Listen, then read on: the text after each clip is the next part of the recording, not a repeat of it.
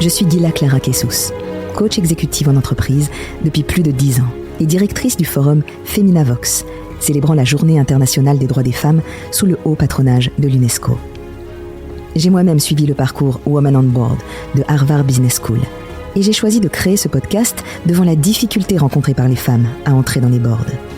Dans ce podcast, Women on Board, vous entendrez des femmes et des hommes expliquant comment soutenir la parité au sein des boards, c'est-à-dire les conseils d'administration des groupes cotés, ETI ou entreprises familiales. Ils évoqueront leur parcours, partageront leur regard sur cette mixité qui reste problématique dans les sphères dirigeantes et surtout, comment selon eux, on peut changer les choses. Women on Board, un podcast de Harvard Business Review France. Intégrer les boards est encore aujourd'hui une mission difficile pour les femmes. Pour en parler, mon invitée est engagée dans de nombreux collectifs, tels que Protège ton soignant ou encore Ensemble Ukraine. Elle est aujourd'hui nommée directrice de Sista depuis 2022 et elle est membre de son bureau et en charge du déploiement de cette association qui œuvre à plus de parité dans les financements des startups, dans les comités de direction et dans les boards. J'ai le plaisir de recevoir Alexia Rice. Bonjour. Bonjour Gila. Merci d'être parmi nous aujourd'hui. Alexia, on va revenir déjà sur votre parcours pour savoir justement quand est-ce que vous allez réussir à intégrer un board. Oui, alors moi, mon parcours a commencé à la sortie de mes études. J'ai intégré Litchi, qui était la toute première cagnotte en ligne. Donc on est en 2010, c'était une des premières fintech. Le mot fintech n'existait pas encore. Donc moi, j'ai vraiment un parcours dans les startups et dans le web. J'ai commencé par là. Litchi venait juste de se monter. J'étais la numéro 7 et je suis arrivée au niveau du service marketing. Et puis, peu à peu, pendant 10 ans, j'ai fait mes armes dans cette start-up qui s'est beaucoup développée, qui a créé une solution B2B qui s'appelait MangoPay et qui maintenant est une solution B2B utilisée à l'échelle internationale. Aujourd'hui, le groupe Litchi et MangoPay, c'est plus de 500 personnes. Et donc, à la fin de mes 10 ans chez Litchi et MangoPay, j'étais directrice marketing, donc membre du COMEX. Voilà, donc part de la stratégie globale de Litchi et de l'ensemble du groupe. Et puis, c'est là aussi où j'ai commencé un petit peu, on aura le temps d'en reparler après, mais l'ensemble de mes engagements en faveur de la parité, puisqu'en fait, Litchi, sa particularité, c'était non seulement donc une banque en ligne, mais surtout, elle avait été créée par Céline Lazorte. Et Céline Lazorte, c'était une femme solo founder, ce qui est assez rare de nos jours, on aura le temps d'y revenir, et donc qui avait créé cette banque sans savoir qu'elle créait une banque. Et donc c'est à ses côtés et pendant toutes ces années que j'ai pu découvrir le grand monde de la non-parité dans la tech française. Voilà. Et puis Sista est arrivé. Sista est arrivé. Alors à cette époque, j'étais toujours en poste chez Litchi en tant que directrice marketing. Et puis donc on est en 2018. Sista, c'est né d'un collectif de femmes entrepreneurs qui justement se sont rendues compte qu'il était très compliqué en France de lever des fonds quand on était une femme et qu'on avait monté une start-up. C'est parti de ce constat tout simple. Et donc cette trentaine de femmes entrepreneurs, elles ont commencé à compter toutes les levées de fonds qui avaient été faites par les femmes. Et en fait, la liste a été assez courte, malheureusement. Et donc elles se sont rendues compte qu'il y avait un sujet. Et donc, après avoir fait cette étude, elles ont réalisé que seuls 2% du venture capital allait à des boîtes montées par des femmes. Donc 2% c'est peu. En 2018, c'est très très peu. Et donc, suite à ça, ce collectif a un peu tapé du poing sur la table et a été surtout tapé aux portes du gouvernement et au ministère de l'économie et au secrétariat du numérique, qui était à l'époque, le ministre, c'était Cédric O. Et donc, le collectif Sista et Cédric O ont porté au gouvernement un projet qui était un pacte pour un investissement plus inclusif, qui visait à ce que les investisseurs qui s'engageaient dans ce pacte finançaient les entreprises créées par des femmes à hauteur de 25% d'ici à 2025. Et on est où ? On est en 2024. Il nous reste encore beaucoup de temps. Non, malheureusement, les chiffres n'y sont pas encore. On arrive péniblement à une 15% pour les entreprises fondées ou cofondées par des femmes. Donc, il y a encore un gros travail à faire à ce niveau-là. Alors, est-ce que c'est comme les quotas en entreprise? C'est-à-dire, est-ce qu'il y a des sanctions? Absolument pas. Et c'est bien là tout le sujet. La charte Sista, c'est une charte d'engagement. Donc, c'est un peu à la bonne volonté des signataires, déjà. Donc, les fonds d'investissement qui se sont engagés dans cette charte n'étaient pas obligés. Et puis, surtout, même une fois qu'ils ont signé cette charte, ils ne sont pas obligés de s'y tenir. Et donc, ce qui explique aujourd'hui les chiffres qui sont en recul par rapport à ce qui était annoncé initialement en 2018, lorsque tout le monde était plein de bonne volonté pour la parité dans les startups. Alors, on va revenir sur votre façon de rentrer dans un board. Le board aujourd'hui dans lequel vous êtes, c'est celui de Sista, n'est-ce pas? Exactement. Donc, Sista, aujourd'hui, est créé en association, donc association loi de 1901. C'est considéré comme une ONG rattachée du coup au numérique. Et on a un board qui est constitué de 10 personnes aujourd'hui, donc qui sont des personnes... alors, il y a 2 anciens membres du gouvernement. Il y a Elisabeth Moreno, qui est l'ancienne ministre à l'égalité et à la diversité. Il y a donc Cédric O, qui était le ministère du numérique pour toute la durée du premier quinquennat d'Emmanuel Macron et qui a porté cette fameuse charte pour la parité au niveau du Conseil national du numérique. Il y a des grandes dirigeantes comme Stéphane Pallez, qui est présidente directrice générale de la Française des Jeux, comme Nathalie Bala, qui avait aussi repris la Redoute pour 1 euro symbolique et qui a maintenant emmené la Redoute là où elle est. Voilà, il y a des personnes, les fondatrices, ce sont Tatiana Jama et donc Céline Lazorte de Litchi qui sont, elles, des start-upeuses et qui ont créé plusieurs start-up qu'elles ont revendues et pour lesquelles elles ont levé des fonds, donc qui font aujourd'hui figure de rôle modèle au niveau de la tech. Voilà, et puis il y avait aussi Roxane Varza qui dirige aujourd'hui Station F. Voilà, donc un collectif de femmes et d'hommes engagés. Alors d'ailleurs je dis d'hommes puisque donc Cédric O a rejoint le board de Sista l'année dernière, ainsi que Simon Davla qui est le fondateur de Batch et Jonathan Azoulay qui est le fondateur de Talent.io. Donc nous avons contrairement à la plupart des boards, le problème inverse. Nous étions en non-parité puisque nous avions jusqu'à l'année dernière un board exclusivement féminin. Et donc nous avons intégré et invité 3 hommes très précieux pour les prochaines années de Sista. Alors comment se mène un board? Vous, quelle est votre fonction au sein du board? Alors moi j'ai une fonction de directrice générale de l'association. Donc en fait c'est moi qui anime le board en fonction donc de mes sujets.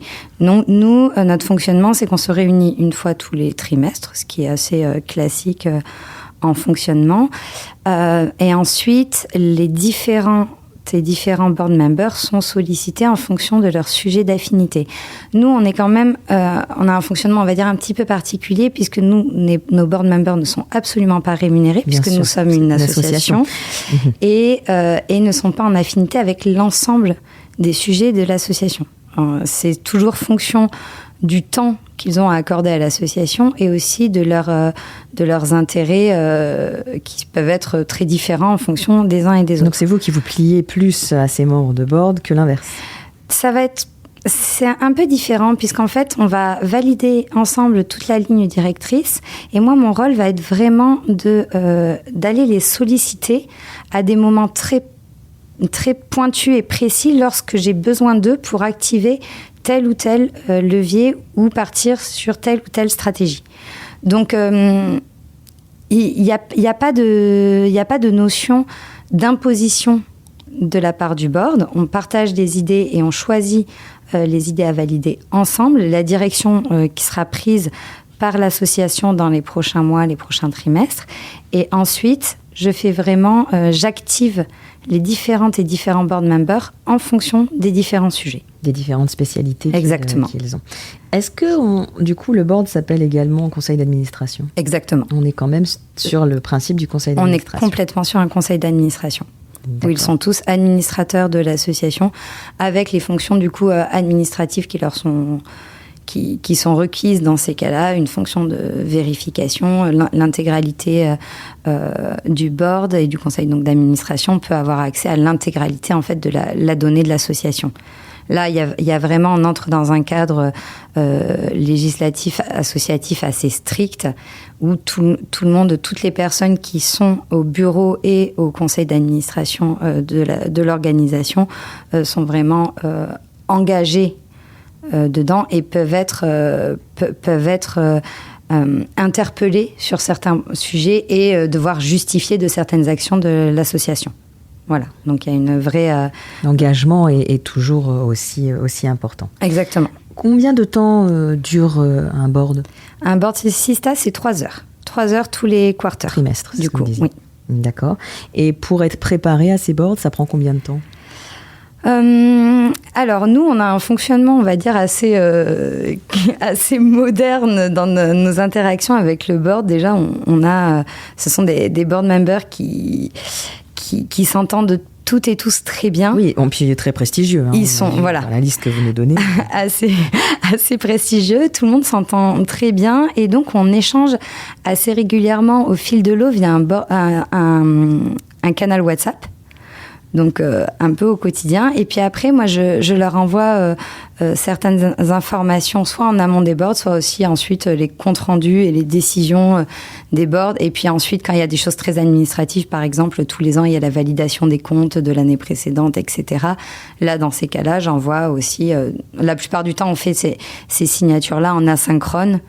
Voilà, sur les documents, on va dire, plus administratifs. Mais sinon, on interagit un petit peu au fil de l'eau et après, sous forme plus classique de compte-rendu.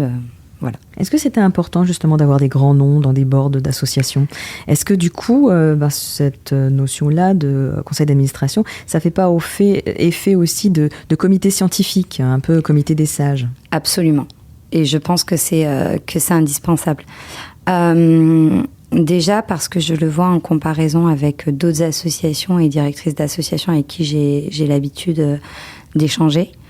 Le prestige des noms qu'on a dans un board est assez important parce que ce sont aussi, au-delà du fait qu'ils soient dans le conseil d'administration, ce sont aussi des personnes qui jouent le jeu et qui s'impliquent. Je peux les solliciter lors d'événements, je peux les solliciter pour des prises de parole, notamment quand je sens que le fait qu'une information soit transmise par un board member peut changer la donne. Je donne l'exemple très précis sur la partie, puisque Sista fait aussi un peu de lobbying et d'affaires publiques sur nos sujets. C'est vrai que dans ces moments-là, inviter Elisabeth Moreno à prendre la parole, ça peut potentiellement changer la donne. Au même titre que demander à Stéphane Palaise de prendre la parole sur ces sujets alors qu'elle gère une entreprise française de 3000 personnes, ça change la donne. Et en fait, cette présence-là de grands noms dans le board donne un peu un tampon sur le fait que les valeurs portées par la boîte, par l'association, le sont aussi, puisqu'en fait, ces personnes-là représentent au final un grand nombre de salariés, d'employés et donc de représentants de la société civile. C'est exactement la même chose aussi au niveau des startups. Par exemple, Céline Lazorte dirige aujourd'hui Résilience. Résilience, c'est une start-up dans la médecine qui aide à la décision pour les oncologues, donc très spécialisée dans le cancer. C'est une entreprise qui a fait 2 levées de fonds, une de 40 millions d'euros et là qui vient de lever 20 millions d'euros et qui est passée de 4 employés à 150 en 2 ans. Donc elle, sur les sujets de levée de fonds, sur les sujets de création de valeur pour la France et de création d'emplois, c'est des startups qui comptent, en fait. Et donc, la prise de parole par ce type de personnes change considérablement la donne. Alors vous êtes sur le financement égalitaire, enfin dans la volonté de participer plus au niveau paritaire. C'est pareil que les quotas en entreprise pour les femmes au board. Qu'est-ce que vous donnez comme argument pour que les hommes laissent la place ? Est-ce qu'il y a une campagne que vous avez menée ? Est-ce qu'il y a l'humour qui peut marcher ? Aujourd'hui, quelles sont les stratégies qu'il faut pour que les hommes comprennent enfin que c'est bénéficiaire pour les deux, tant hommes et femmes, et pas une guerre des genres ? Exactement. Donc, vous l'avez très bien dit, de toute façon, pour la parité, pour atteindre les objectifs de parité, on a besoin des hommes. Les hommes doivent être nos alliés. Les hommes doivent réaliser qu'il y a une vraie plus-value, non seulement philanthropique, mais si elle n'est pas philanthropique, à minima économique, de jouer avec les femmes et ceux dans les instances de direction et également dans les boards. Et également, lorsqu'on crée une entreprise, de choisir une cofondatrice plutôt qu'un cofondateur, c'est très important. Et donc nous, en effet, pour ça, on a choisi l'humour comme manière de faire passer nos messages. Tous les ans, on crée des vidéos qui sont un peu en décalé. Donc, en 2022, on avait fait une vidéo qui avait très bien marché, où on avait pris tous les grands patrons du CAC 40 et enfin des grandes boîtes françaises. Donc, il y avait le président de L'Oréal, Monsieur Hieronymus, il y avait Monsieur Niel d'Iliade, etc. Et en fait, on leur posait des questions que les journalistes posent à des entrepreneurs femmes. Donc ainsi, on a vu Xavier Niel qui répondait à la question « Quelle est votre morning routine ?» Donc pour montrer vraiment le décalage de traitement médiatique qu'il peut y avoir entre les femmes et les hommes entrepreneurs. Voilà, donc ça, c'est le type d'action qu'on met en place. L'année dernière, pour la journée du 8 mars, nous avions écrit à une trentaine de grands dirigeants hommes français en leur demandant, le temps d'une journée, de laisser leur LinkedIn à une entrepreneur Sista. Et donc, pendant une journée entière, sur toutes les plus grandes pages, puisqu'en fait, les hommes ont, un peu, dans leur façon d'interagir, etc., plus de réseaux que les femmes. C'est un vrai sujet, ça. On apprend aux femmes à travailler leur réseau. Les hommes vont avoir plus facilement tendance à se faire un réseau, et donc les pages LinkedIn d'hommes sont beaucoup plus suivies et ils vont beaucoup plus communiquer, entretenir ce réseau-là. Et donc, on leur avait demandé de faire toute la place et la lumière pour des femmes entrepreneurs. Et ça, c'est typiquement le genre d'opération où ils se sont rendus compte que oui, le faire, c'était bien, et surtout que ça ne leur coûtait rien, que faire de la place aux femmes n'était jamais à leur détriment. Ça, ils s'en sont rendus compte. Et ils s'en sont rendus compte. Ils l'ont réalisé, c'était tout l'enjeu de cette campagne-là. Voilà, donc ce sont ce type d'opérations qu'on met en place pour un peu sensibiliser à nos actions de parité. C'est un peu des opérations Vie ma vie, en fait. Oui, un peu, c'est vrai. Est-ce que vous pensez que c'est les mêmes choses qu'il faudrait faire pour avoir plus de femmes dans les boards ? Quelles seraient vos recommandations ? Qu'est-ce que vous recommanderiez ? Alors, il y a plusieurs choses pour les femmes dans les boards. Alors déjà, moi, j'ai un peu une spécialité, on va dire, dans la tech, où là, je pense que vous connaissez les chiffres mieux que moi, mais là où au CAC 40, en raison des quotas, des lois, etc., il y a un peu plus de femmes dans les boards. Au niveau de la tech, on a à moins de 20% de femmes. Et donc, là déjà, alors les premières briques de ce qu'on pourrait faire ne sont pas si vieilles, puisque ça date de l'été 2022, quand la French Tech a publié le pacte parité, où ils engagent les entreprises donc, du monde de la tech à ce que les femmes représentent 20% des personnes dans les boards d'ici à 2025. Et je crois de mémoire que c'est 40% d'ici à 2028. Oui. Donc il y a quand même un grand step à franchir entre les deux. Bon, la réalité aujourd'hui doit pas être, doit être encore à moins de 20%. Donc déjà, il y a tout un sujet, je pense, d'évangélisation déjà de l'existence de ce quota qui n'en est pas vraiment un, mais qui en tout cas est un objectif en soi, et donc de mesure de ce chiffre et de suivi de ce chiffre. Et ensuite, je pense qu'il est impératif de dire aux femmes aujourd'hui dans la tech, qu'elles peuvent et qu'elles ont de la place pour aller dans des boards. Là où un homme va avoir tendance plus facilement à se dire qu'un board est fait pour lui, peut-être que ça va être moins évident pour une femme qui ne va pas envisager ce type de possibilités. Du coup, toute femme qui a atteint un certain niveau de connaissance et d'expertise dans les entreprises, notamment de la tech, est complètement apte à aller siéger à un board. Ça, c'est quelque chose de très important. C'est-à-dire qu'une femme avec le syndrome un peu de la bonne élève ne doit pas être experte du board dans lequel elle veut siéger. Absolument pas. Elle doit être par contre experte de son sujet et certaine de la valeur ajoutée qu'elle peut apporter en tant qu'administratrice externe d'un board. Et ça, c'est très important. Et ça rejoint un peu ce qu'on disait tout à l'heure avec ces histoires de réseau. Un homme va, en parlant avec son réseau, beaucoup plus être au courant du fait qu'il y a des ouvertures de postes dans certains boards, etc. Là où les femmes expertes, il va falloir aller les chercher. Et après, où elles vont pouvoir, bien sûr, au sein d'un board, complètement apporter toute leur expertise. Nous aussi, ce qu'on fait très attention avec Sista, c'est ne pas, entre guillemets, mettre des femmes pour mettre des femmes. C'est ça. Il est extrêmement important, par exemple, si un board est constitué de 10 personnes, dire « je vais y mettre une femme », ça ne sera bon ni pour le board, ni pour la femme. Il est important, et ça les études scientifiques le montrent, que pour que dans une assemblée, une minorité prenne la place nécessaire et puisse avoir voix au chapitre, il faut que sa représentativité soit de 30%. Un board de 10 personnes, il faut à minima 3 femmes. Et cette donnée-là, scientifique, est aussi valable pour l'intégralité de la diversité qu'on veut inclure.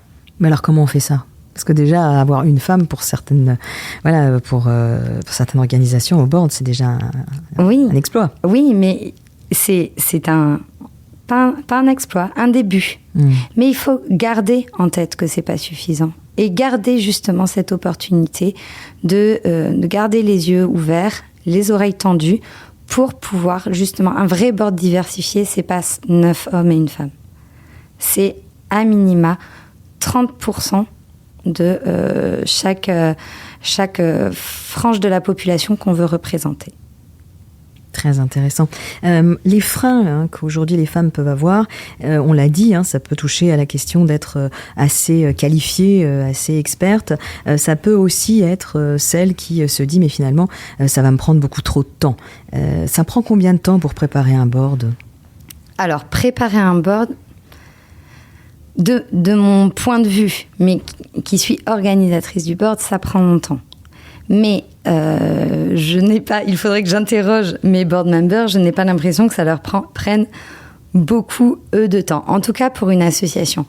Pour une association, si le board est bien préparé par la personne qui le dirige, il faut juste lire en amont les documents, préparer ses questions ou ses idées, mais de toute façon, en fait, la réalité d'un board, c'est...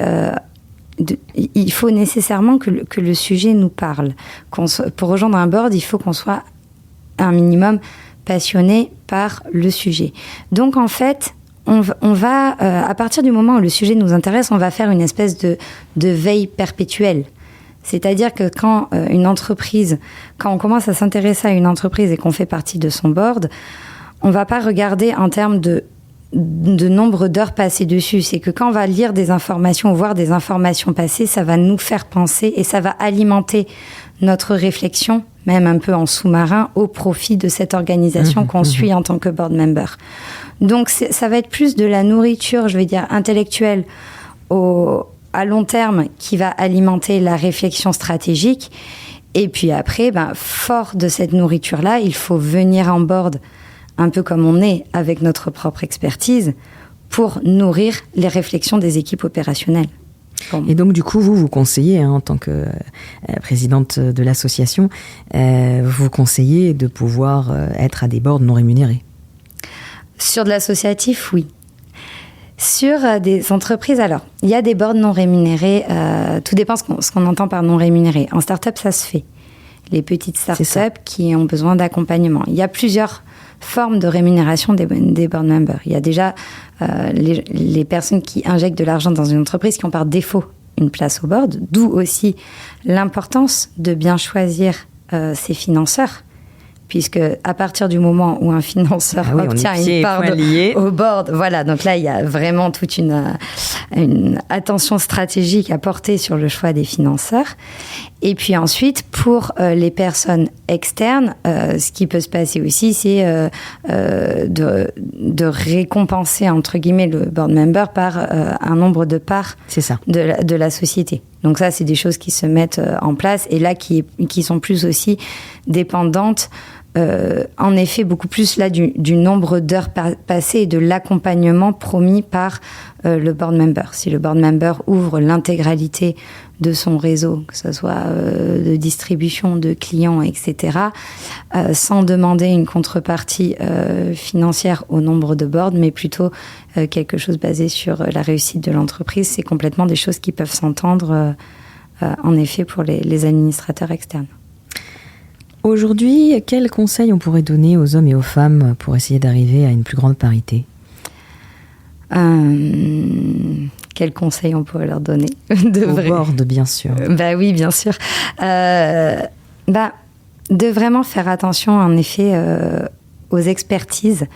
Ce qui est important quand on constitue un board, c'est en fait d'avoir un bon équilibre entre les personnes qui vont nous apporter du réseau, de l'argent et de l'expertise technique. Je reprends une fois de plus ma casquette très start-up. Il ne faut pas avoir, entre guillemets, que des grands noms et de l'autre côté, que des personnes très, très pointues. Il faut vraiment faire un savant mélange de toutes les expertises, de savoir ce que chaque personne va nous apporter. Et ensuite, pour une fois qu'on a bien validé les postes et le profil attendu par les personnes qu'on veut en board, il faut s'ouvrir largement le champ des possibles dans la recherche de cette personne. Pas aller directement vers la première personne attendue, mais aller chercher l'expertise ailleurs. Ça peut être une femme, ça peut être une personne qui n'a pas du tout fait une grande école. Ça peut être une personne qui n'habite pas du tout à Paris. Ça peut être... En fait, il faut faire tomber plein de barrières qu'on va un peu se mettre automatiquement quand on va chercher un profil. Je pense que quand on détermine un profil idéal de board member, on va se faire une image mentale d'à quoi cette personne va ressembler. Et en fait, il faut vraiment faire la part des choses entre ce qui relève de notre image mentale, donc de nos biens conscients, sur comment on qualifie, comment on s'imagine un ou une board member, versus ce que cette personne pourrait être. Et à partir du moment où on se dit ça, le champ des possibles est infini. Est infini. D'ailleurs, dans votre board, il manque quoi ? Dans mon board, qu'est-ce qu'il manquerait ? J'ai déjà un profil vraiment très atypique qui pourrait convenir. Il nous manque des hommes. Il nous manque des hommes et oui, ça y est, ils sont 3 sur 10. Donc, voilà, les 30% oui. sont respectés. Je pense qu'il me manquerait une personne. Donc, on est vraiment, nous, sur la notion de financement des entreprises. J'ai la chance d'avoir Tatiana Jama à mon board qui a créé le Sista Fund, qui est le premier, on va dire, le premier fonds d'investissement qui est Genderland et donc qui finance des startups créées par des femmes. J'adorerais avoir dans mon board un ou une investisseuse ou investisseur qui a créé un fonds complètement décalé qui finance les entreprises auxquelles on ne s'attend pas et qui fonctionne. Et c'est encore des choses qui sont très difficiles à trouver en France. Le milieu des fonds d'investissement en France est extrêmement standard. Très standardisé, tout le monde finance un petit peu les mêmes profils de boîtes. Mais dans les pays anglo-saxons, il y a des super modèles de fonds d'investissement qui acceptent de casser les codes de la finance. Et ça, c'est impressionnant et c'est très riche. C'est très riche pour justement tous nos enjeux de diversité, de parité, etc. Merci beaucoup Alexia Reiss. Un dernier mot peut-être, un appel à cette capacité d'ouverture qu'il faut avoir aujourd'hui pour laisser la place pour justement plus de profitabilité ou en tout cas plus d'efficacité dans les boards. Absolument, oui. Il faut garder, on revient toujours à la même chose, il faut envisager tous les possibles. Ça se passe dans les boards, ça se passe au sein des entreprises, des organisations, ça se passe au niveau de tous les profils décideurs au final. Il faut envisager tous les possibles et surtout quand on trouve des profils, nous on travaille beaucoup chez Sista avec des rôles modèles féminins et il faut laisser cette place-là aux femmes. Une fois qu'on leur laisse de la place, elles ne prennent pas la place, elles prennent leur place. Et dans un board, c'est pareil. Une personne qu'on fait rentrer, une personne tierce qu'on n'attendait pas et qu'on fait rentrer dans un board, ne va pas prendre la place, elle va prendre sa place et participer à l'effort commun. Et c'est vraiment ça qu'il faut garder en tête.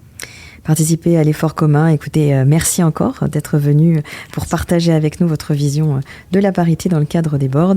On suivra bien sûr tous vos développements avec l'association Sista. Merci encore Alexia Reiss. Merci beaucoup Lila. C'est la fin de cet épisode. Merci de nous avoir écoutés. Retrouvez un nouvel épisode de Women on Board tous les 15 jours sur hbafrance.fr et les plateformes d'écoute habituelles. À bientôt.